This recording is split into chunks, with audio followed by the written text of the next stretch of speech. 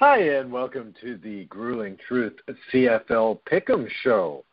We're here talking some week 2, talking some week 3 with the usual fearsome foursome. Starting us off is 4-time Grey Cup champion, Robert Drummond. Robert, how are you doing this week? I'm doing pretty good, thanks. I keep hearing that. 4-time Grey Cup champion. Wow. It sounds pretty good. Yeah. You're not complaining, right, Robert? No. Need that count for something, my playing, holy smokes. Something. That's a lot of somethings. Also with us, we've got the lines coach and jack of all trades for the Wichita Falls Nighthawks. Here's Brian Schmidt. Brian, how are you doing today? I am doing outstanding. It's been a good weekend. What are you doing for the 4th of July? Because I suppose that Goodpaster is just going to be working on Facebook all day. What are you doing for the 4th? Oh, let's see. I've worked on my back porch. I've made steaks. I've drank Brown and Coke. Water. You mean water? Oh, yeah, that's right. It was water. The youth of Canada that is listening to us and the youth of the United States is getting a bad example now. Because they're going to be telling their dads, Brian Schmidt on that CFL Pick'em show drinks rum in his Coke. And, Dad will be like, you know what, he's a good man. So I've made some grilled chicken. I've got 5 rounds of boxing in. And it's been a good weekend, and I still got one more day of this 4-day weekend. So good weekend. And as always, the Grueling Truth reminds you to drink and grill responsibly. And box 5 rounds.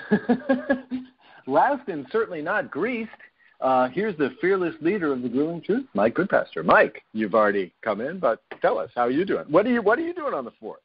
What am I doing on the 4th? I coached 2 quarterbacks in the morning in 95-degree heat, and they're both 14, so they'll both whine about how hot it is and not drink water the day beforehand so they can, actually go for an hour. I will then do hopefully nothing the rest of the day. Okay. That sounds great. Yeah, that sounds great. All right, let's kick things off, so to speak. Let's start with takeaways from last week, and then we'll get into the specifics of each game briefly. Robert, takeaway from last week? It's what I always say. Because I was watching some media blogs, and people were just, take from Toronto, for instance, people were just bailing or jumping ship from Toronto already, saying, here we go again, and things of that nature. And I'm sitting here saying to myself, do these realize that even the years we went back-to-back in Grey Cups, we started off the season 1-1 or 2-1? You're going to stumble early on. It's frustrating sometimes to see fans, already turn their back on a team, when they're just trying to find yourself, And that's what I take away from it. Same thing over and over again every year. The same thing. Give these guys a chance to get, I always say it's the middle. Talk about the wins and losses at the halfway point. Then it matters. Right now they're just trying to get their sea legs back off. Mm-hmm. Mm-hmm. Mm-hmm. Yeah, I know Mike and I have spoken a couple of times this week, and you have to put, I think, a team like the Ottawa Red Blacks, who are 0-1-1, in the top 3 of this league at least. What did you say, Mike? Hell, I think they're the second best team. Edmonton, my takeaway from this is Edmonton lost an important player last week. They lost John White this week. That's a huge loss. Trevon Van may be a good running back, but he's not John White. But my main takeaway from this, just from watching the first 2 weeks, is I think this is a lot deeper league with teams that are capable of making a run at something than it was last year. I think outside of Hamilton and Saskatchewan, and let's face it, Saskatchewan lost a couple close games they could have easily won, but I think you've got 7 teams here that all look like they could possibly do something this year. Mm-hmm. Mm-hmm. Mm-hmm. Mm-hmm. Yeah, I think so too. I was just thinking today, if you had to put, power rankings or a tier system on this league right now, you've got at least 3 or 4 teams at the top. Last year you had 1 most of the year. Last year was Calgary. Well, I think BC was up there most of the year with them. Yeah, on and off. Yeah. Brian, what did you take away from week 2?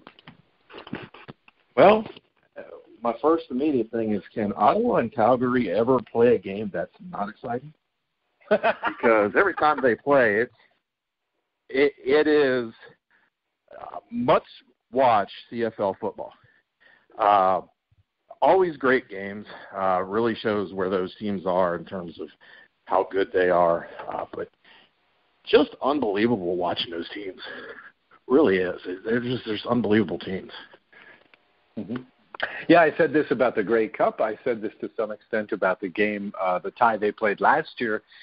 If you want to convert an American to CFL football, show them a Calgary-Ottawa game. You really can't miss. Fantastic game. Let's just go right into it. That was the first game this week. Calgary Stampeders 43, Ottawa Red Blacks 39. I guess surprisingly not in overtime, in regular time. I had two questions for basically everybody. I have no special questions for anybody. I had two questions. One is, which individual player would you say you liked the most in this game? And I'll leave that second question until later. So let me go to you first, Brian, since you were the link. Individual players, who really stood out for you in this game?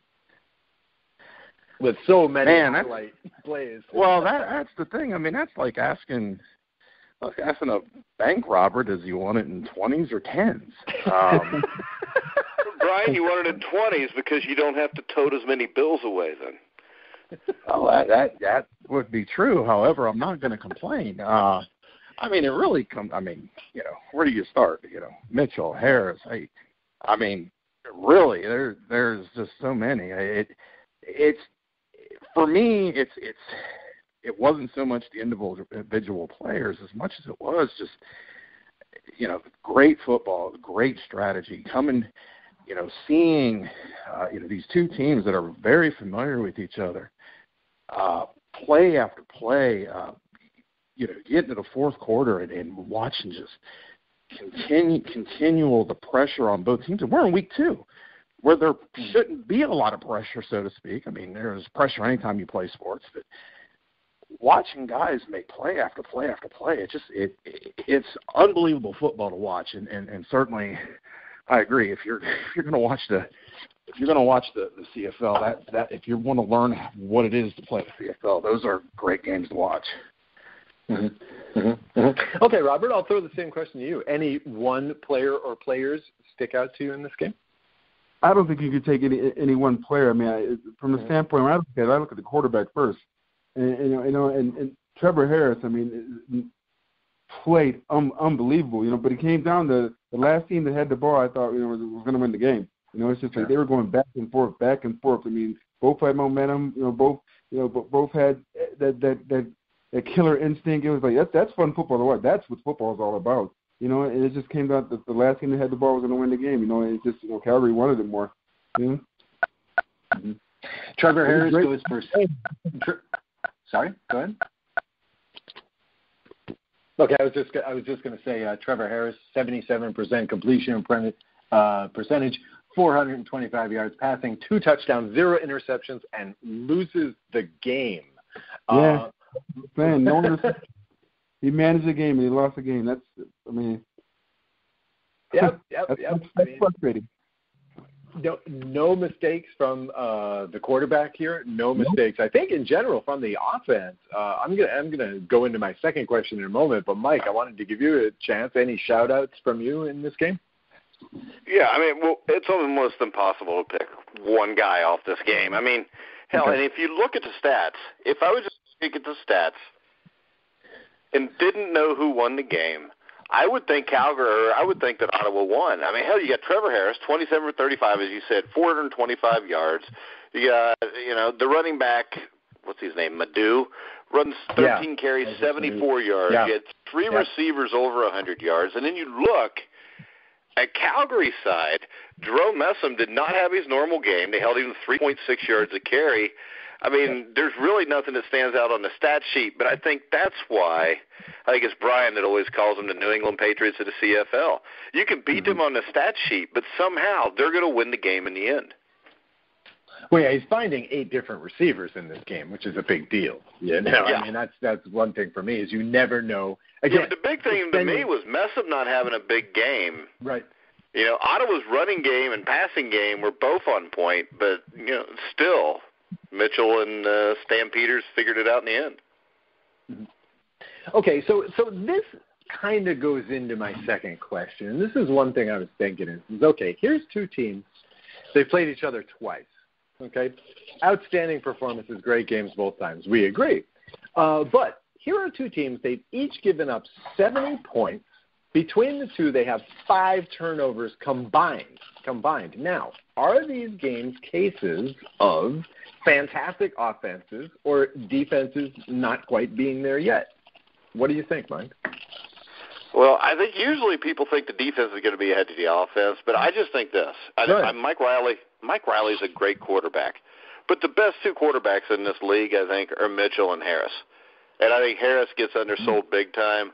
I think 2-3 years from now, we're going to be, if he's not in the NFL, talking about Harris the way everybody talks about Mitchell. Only I think Harris is going to put up even bigger numbers. So I think this is more of a case of 2 great offenses. Calgary's defense was pretty solid last year. So was Ottawa's, at least towards the end of the season. So, if they're giving up 40 points to Montreal, then we'll worry about it. But right now, I just think it's 2 offensive teams that execute with great quarterbacks. And a lot of times, no matter how good your defense is, that's hard to stop. Mm-hmm. Would you buy that, Robert? Would you say just these offenses are just so high-powered? I completely agree. These are the 2 most high-power offenses in the CFL right now. So playing one another, back-to-back weeks, it's just they're going to put up numbers like that against one another. It takes defense a little bit longer to gel than it does offense. The offense really can come out clicking, so once they get it down, it'll be interesting to see the rest of the season how these 2 teams play. Mm-hmm. Mm-hmm. Yeah, it will be interesting. Khalil Bass, of course, who was a big ad for the Ottawa Redblacks in the offseason, had 6 tackles this game after barely showing up in game 1. So it's nice to see him involved. Brian, would you go along with the podcast here and say it's all about offense? Yeah, well, absolutely. Absolutely. It's 2 great offenses, and really one thing about both of these offenses that always sticks out to me is the attack mode in which they see a weakness, and they attack it fully. They set up plays well. They get you set up in that, you start thinking they're going to do this. They change the script on you. They're very good at that, and that's what we talk about Calgary and Calgary being the New England Patriots of the CFL. Ottawa does the same thing, at least offensively. They are real good at flipping the script. They set you up. They do a great job of always being a couple steps ahead, and that's why they're great offenses. And I don't think we truly know how good Calgary's defense and Ottawa's defense is going to be, because they've been playing each other.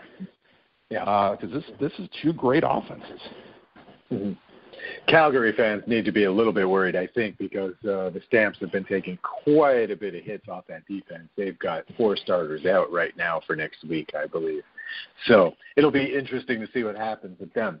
Right. Okay. So from the clearly most exciting game, well, not clearly, but the most exciting game of the week to the most excruciating game of the week, a BC Lions 28, Toronto Argonauts 15. Quite a slog this game was, and not nearly as interesting as the Montreal-Edmonton game. I wanted to actually ask you, Robert, first. As a player, is there any such thing as a disappointing win? Are you ever disappointed after a win? You're not disappointed per se. I mean,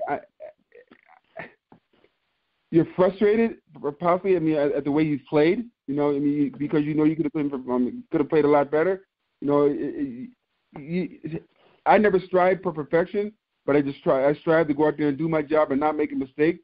So when I made a mistake, then I know I cost my team. I would always be frustrated with myself, but I was always happy with the victories.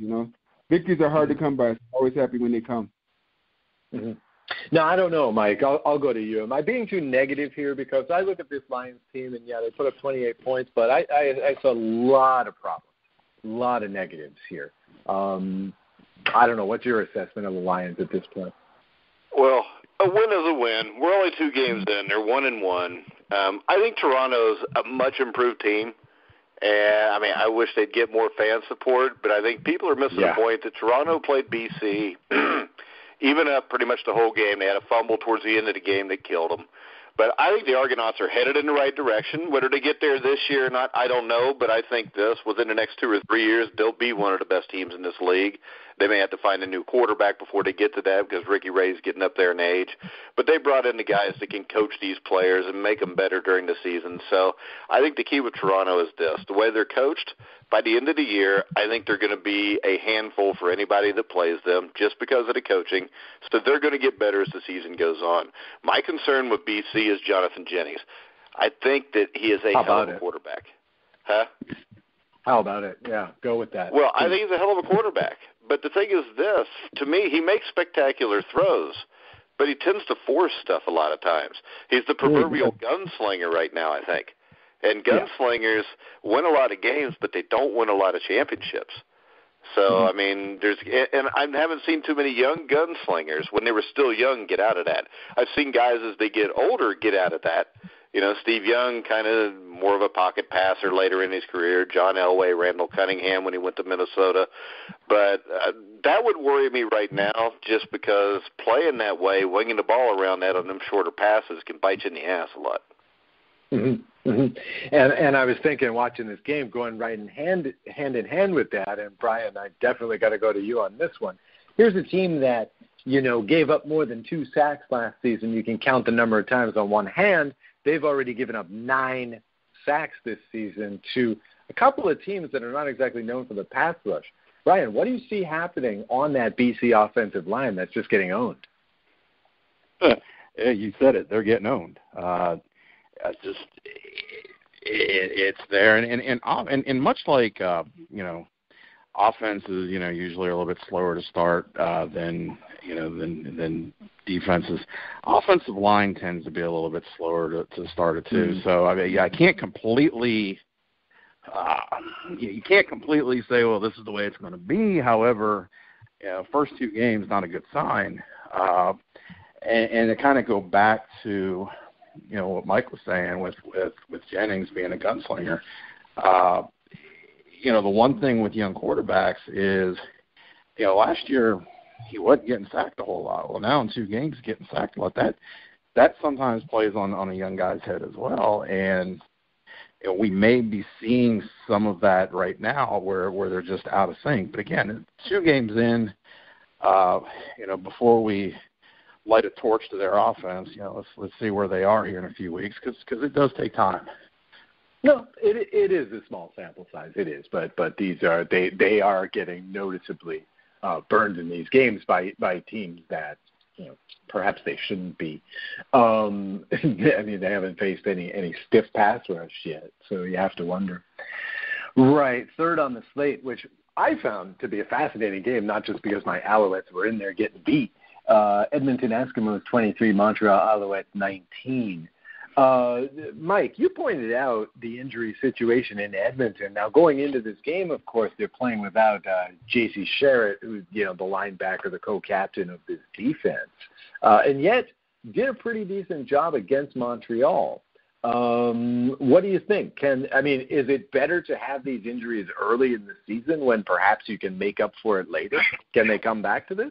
I don't think it's ever good to lose maybe your best linebacker early in the season. Yeah. I mean, it's just there's no good time. I mean, if it would have been an injury where he's out 4 to 6 weeks, yeah, it's better to happen early in the season. But it's not. I mean, they've got Mike Riley. Their offensive line seems to be better than what it was last year. They've got plenty of weapons on offense, so they're going to score points. So they're going to be in every game they play. I was impressed with Montreal's defense again. I think they played well. Darren Durant played decent. I think this Montreal team overall is a threat in any game they play this year. Last year they weren't. But overall, as long as Mike Riley's with Edmonton, they've got a shot. But, I mean, are they going to be able to beat Calgary? I don't think so. I mean, that's just my point right now is they're losing too many guys this early in the season. And especially John White. John White's a big part of that offense. Yeah, that was quite a hit. How can the offense come back to this, Robert? How do you lose a top running back like this and make up for it? What do you have to do? Ooh, I mean that's tough. I mean, we always say in football, you know, when one man goes down, another man has to step up. I mean, I remember myself the year we were 97 when I got injured midway through the season, you know, and just football had to step his game up. So you know, you can't worry about one individual because one individual does not make that team. Although I believe, you know, that it's all players should rather rally around one another, but it's tough. Injuries are part of the game, you know, and that's one thing you have to understand. You know, if you get an injury bug, you're trying to find a way to fight through it. You know, once everyone comes back, you're a much stronger team, but you have to find a way to just fight through injuries. It's tough. Okay, and let me go to you, Brian. Actually, Mike already I had this question set for Mike, but Mike kind of already answered it earlier in the show. In the CFL Top 50 this season, they of course, this is the annual tradition where the players vote for the top 50. Were they doing this back when you were playing, Robert? Did they have this top 50? They were not. Okay. Yeah, and so, you know, it's a big hoo-ha. They announced this right before Game 1 of the season. And this year, Mike Riley was listed at number 2, Bo Livy Mitchell at number 1. These are the guys who have been number 1 the past 2-3 seasons. Would you go that way, Brian? Is Mike Riley the best quarterback in this league, second or third, as Mike would have it? Oh, wow, that's a good question. Don't mean to put you on the spot, but. Well, and the reason is because I think, you know, you can make arguments both ways. I think you could say, you know, I still would go Trevor Harris, Mike Riley, Mitchell as a 2B, you know, right there. That's where I would go. But man, that's a. You know, that's a hard question, and this that you know, to be honest with you, in 3 weeks it could change because, you know, I think for me, you know, especially with Mitchell, is he's just that he's the guy who. And last year we did it. How many times when we talked about every other quarterback in this league, and Mitchell would get glossed over because, you know, hey, the guy goes out there and all he does is win, and so it's very hard to, you know, to put him third. But right now I think that would probably be my top 3. What do you think, Robert? How would you rank them? Oh.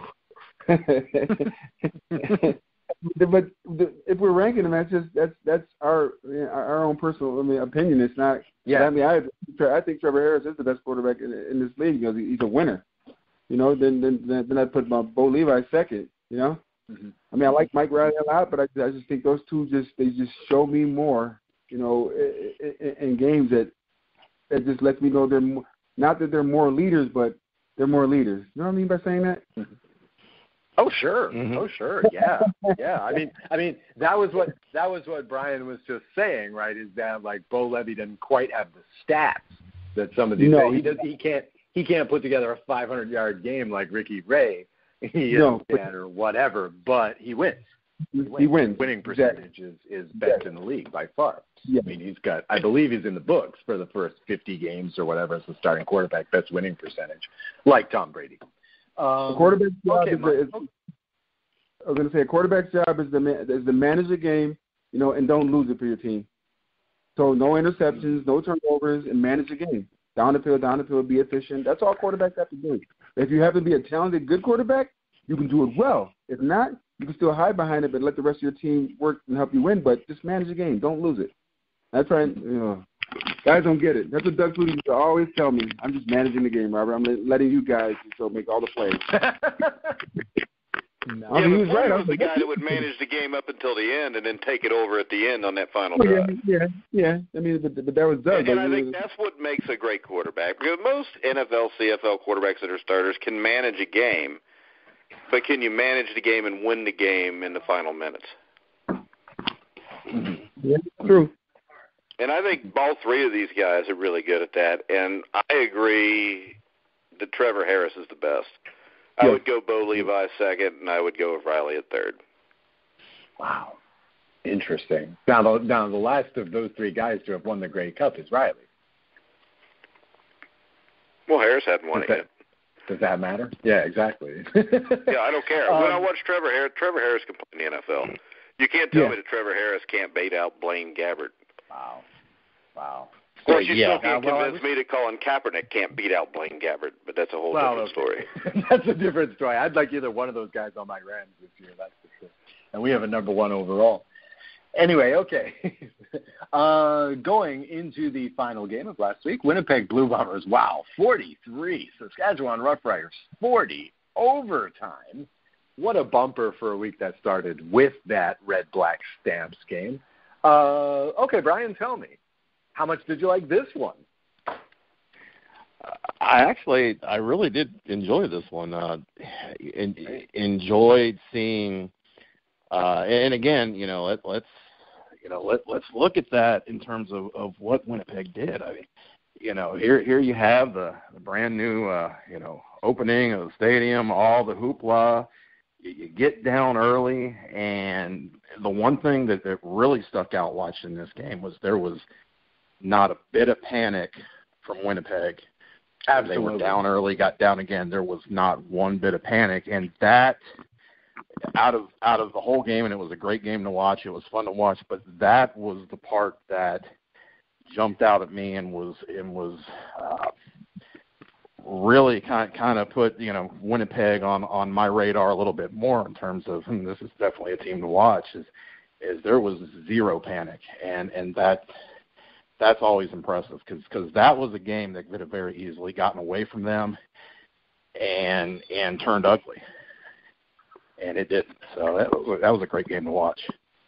Okay, Mike, do you buy that? And if so, how far can composure take? Do I buy what? What are you trying to get me to fight with Kevin or with Brian over? No, I'm not trying to get you. I was just asking you if you. Do I buy what? I mean, everything Brian said was true. I mean, is Winnipeg? I thought this. I didn't think Winnipeg looked that great because I don't think Saskatchewan's that good. I do think Kevin Glenn played really well, but he threw two bad picks that shouldn't have been thrown. He threw 4 touchdowns. I look at it. I'm not convinced about Winnipeg. I still think they're a team that is either going to be like last year or they're going to completely fall off the face of the earth. I think Saskatchewan will put up a fight for about the first 6 to 7 weeks, and then we'll see if they tank on Chris Jones or not. So overall, I'll still wait and see. It was only one game for Winnipeg. Right. Saskatchewan looks better than what they did last year, but they're still not winning. And in the end, that's all that matters. And the problem is, when you're playing better and still losing, and you were bad last year, does there come a point where you just don't think you can win these games anymore? I guess the Riders will be a test case for that this season because that seems to be, you look around at this league and you wonder who they might beat with this roster as it is composed right now. And they play Hamilton this week, so that may be their best chance. Well, there you go. Yeah, there you go. I think I've got that as a win already. But you talk about Glenn, and completion percentage is pretty good, right around 70%. But he's averaging under 8 yards of completion, on his pass routes. So I don't know. To me, it looks like Glenn doesn't have that arm strength anymore. Doesn't have that zip on his throws like he did with the Alouettes a few years ago. Robert, what did you get out of this game? How did Winnipeg score 43 points? Maybe they all went to church the night before or something. It's Canada Day. I mean, it's just Saskatchewan is a train wreck, even from inter-organizational stuff that's going on with the team, and that filters down to the team. It's just they're just a team, and they're just in disarray right now. And Winnipeg, just like you guys said, it's just one game, but I just don't see either of these teams in the end really competing, with the top tiers, the likes of a Calgary, or an Ottawa. I just don't. Mm-hmm. Mm-hmm. Okay, right. Let's move on. Let's move on to next week. It'd be interesting to see what Ottawa and Calgary do when they're playing somebody else, and it'd be interesting to see what Hamilton comes up with after an incredibly disappointing week 1 and a bye week. Right, but anyway, the first game this week is BC Lions 3-point favorites at the Montreal Alouettes. I'm going to go first on this one because I'm going to pick my Alouettes. I think the Lions have too many danger signals here, I should say. I don't like the mental mistakes. We saw it last week when Jennings throws the interception right before the half. I didn't like that. I don't like the offensive line allowing these sacks. I don't even like their special teams. You know, they've had, let me see, I have this number here. They have 18 punt returns in 2 games, and just 2 of them have gone for more than 10 yards. Not very good showing on special teams either. So I'm going to take my Montreal while I still can. Brian, what do you think? I am going to go opposite of you, and I'm going to go with BC only because, I can't. As much as I want to agree with everything you said, and I do to a point, I can't pick Montreal until they give me it's kind of like Winnipeg last year. I couldn't pick Winnipeg until they gave me a reason to. And Montreal's improved, but I'm gonna go with BC. Yeah, unfortunately, I'm sympathetic. I hear you. Robert, what do you got? BC at Montreal. It's at Montreal, but I'm going to go with BC because I'm sentimental also, and I played for BC. But I just think, Jennings and a strong defense will find a way to win the games, But I've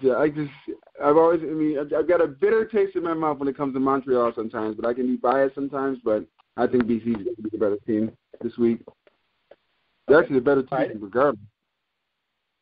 Yeah, they would seem to be, but I don't know. Quit defending your pick. God. When you got to defend your pick that much, it means you're just picking them because they're your favorite team. Yeah. Well, see, there. I just did. Come on, only a moron would pick Montreal in this sentimental.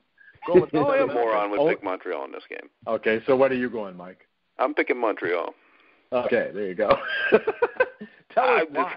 I don't know why. I just think it's going to be an upset. I don't have a good reason because there's no good reason Montreal could beat BC, but I think Montreal is improved. They've played pretty well the first 2 weeks. They've been in a couple close games. And I think BC will get hot in a few weeks, but right now I think Jennings is kind of trying to find his way, and I think Montreal gets a couple turnovers off of him and wins the game. Mm-hmm. Mm-hmm. Okay, great. I like that summary. Right, okay. Next game, Calgary Stampeders, 3.5-point favorites at Winnipeg. I'm surprised they're only favored by 3.5, but that defense does have some holes in it right now. Robert, what are you going to take in this game? Calgary at Winnipeg. Calgary and Bo Levi Mitchell. They're hot right now. They've got something to prove. They feel that they should be 2-0, and they've got something to prove. I just think they're going to go out there. I think they're the most dominant team in the CFL right now, and they're going to show it week in and week out, and they're only going to get stronger. I'm picking Calgary. Okay. All right. Mike, what do you pick in this game? And to increase the level of difficulty, how many points do you think Winnipeg is going to score in this game? I think Calgary will win this game 40-27. Okay. All right. That's reasonable. I like this. Brian, can you get that precise? Yeah, I'm going to go with Calgary. My ass, by the way, Brian, so there's no pressure here. I understand it. I'm gonna say Calgary is gonna win 34-19. 34-19. Oh, okay, I like that. Okay, all right. Next up, we've got the Toronto Argonauts, a 5-point underdog, just 5 points, at Ottawa. Okay, Mike, what do you like here? Ottawa. That's not too difficult. Yep. All right. Trevor Harris will put 40 or 50 on them. Toronto can't score that many. Ricky Ray may have a field day also, but I think it could be a high-scoring game, something like 44-30 or something, and I'm going to go with the Red Blacks. Okay. What do you think, Brian? Red Blacks. Okay. All right. Anything else? No? All right. Robert, what do you got? I'm not a homer, so the Red Blacks. Yeah. You were a homer on the BC pick. You admitted it, Robert. So. Yeah, but he's got no dog in this. He's got no dog in this one. Well, there's one special weekend coming up pretty soon, but I can't go. So I guess they're honoring the 96-97 Grey Cup teams in one of the games. Well, and I do think Toronto is on the right track with their front office they've got in place and the coaching staff now. I agree. I agree also. They are. I'm glad you brought that up, Mike, because I wanted to say this before, so I'm just going to say this now. The thing is, we're saying now what we were saying before the season, in that if you squint, you can see the team in the future, right? The pieces are coming into place. They've already got a nice foundation for the future, right? But after that game one, everybody was on the bandwagon, and they're like, oh, my God, they're ahead of time. They could compete this year. And it's like, okay, now sanity has been restored again. We saw them score, 15. That's how it always is early in the season. Hell, if you remember last year, your L.A. Rams were 3-1 through the first 4 games. Hey, we were awesome. Yeah, I just relived. And then you weren't. I just relived that Glory Days era through the magic of Amazon Prime. Me too, and I felt really sorry for Jeff Fisher when they fired him. Oh, did you? Yeah. Yeah, I did. Even though I didn't really like him, I still felt bad for him. Yeah, I rewound it a couple of times and watched it again. Right, okay. You're heartless, though, so go ahead. I am. I'm going to take the Red Blacks to win that game, by the way, and they should cover that 5 pretty easy. Right, in the final game, oh, boy. Hamilton Tiger Cats, only 1.5-point underdogs at, I should say, the Saskatchewan Roughriders. Interesting pick here. So let me have Brian take the first crack at it. I am going to go with Saskatchewan. Okay. My hope is that Hamilton will show a heck of a lot better than they did week 1, but I've kind of gone back and forth with this one, but I'm going to take Saskatchewan. Wow, went back and forth on this one because I think I can say pretty confidently I think Hamilton is the worst team in the league. I've seen them once. I think that's enough. I mean, as far as I can tell, this team, they can't rush the passer, they can't drop into coverage, and they can't tackle. I mean, Ricky Ray went for 172 yards after the catch last week in week 1. Last week, 113. The Argos receivers got. I mean, to me, the Tiger Cats can't stop anything. To me, this is Mosaic opening day. I think the Riders are going to win by a lot. I think they're going to surprise people. Okay, Mike, what do you think? I never get to go last, but all right. I like Zach Collaros, but he's not going to win this game. So I'm going to go with Saskatchewan. I think Hamilton's the worst team in the league, too. So I will roll with the Riders this week, but probably the only other time I will is when they play Hamilton again. All right, Robert, rolling with the Riders? I mean, my thinking is, it's like, when you have 2 weeks to prepare for a team, you're so much more well prepared for them. And Hamilton's had 2 weeks. Prepare for Saskatchewan. But, Hamilton is just, as you guys said, it's not a good team. They're not. I call it like it is. I think Saskatchewan's going to win this game and win it easily. Mm-hmm. Mm-hmm. Right. Okay. Well, let's leave it at that then. We can get in some last words. Mike, you can go last on this one. How about that? Sure. Why not? Robert, perhaps you should caution the listeners once again that we're 11% into this season and stuff like that, and then give us any other final advice you might have. I mean, it's. I mean, sometimes even as a player, you look at social media, and when a team starts bailing on you, it's just like it's only the second game. I mean, I look at the year I said before, the years in 1996 and 1997. After the 3 games, we were 2-1. And, I mean, no one was bailing on us or anything. We went on to win the Grey Cup. So give these young men the opportunity and the chance to go out there, get into the groove of the season. And by week 8, 9, 10, 11, then you can start forming an opinion on them. But for right now, they're just trying to get jockey for position.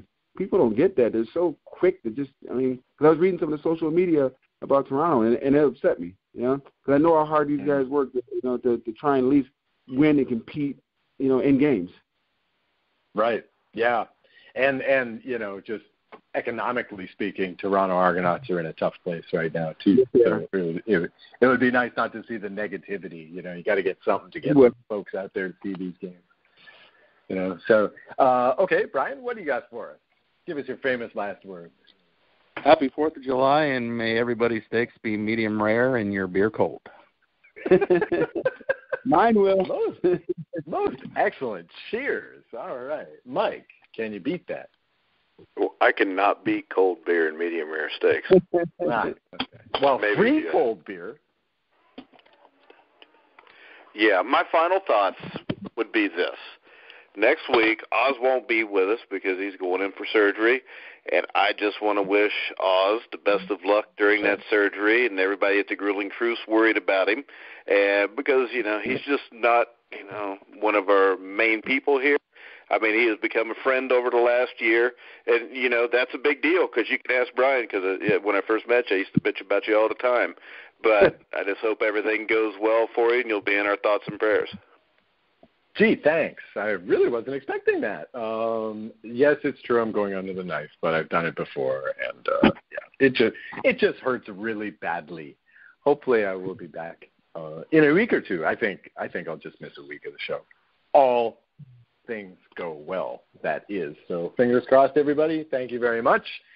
In the meantime, I will sign off for the week for my co-host, Mike Goodpaster, Brian Schmidt, and former CFL great Robert Drummond. I'm Oz Davis. This has been The Grueling Truth, the CFL Pick'em Show. Happy 4th of July, and have a nice weekend.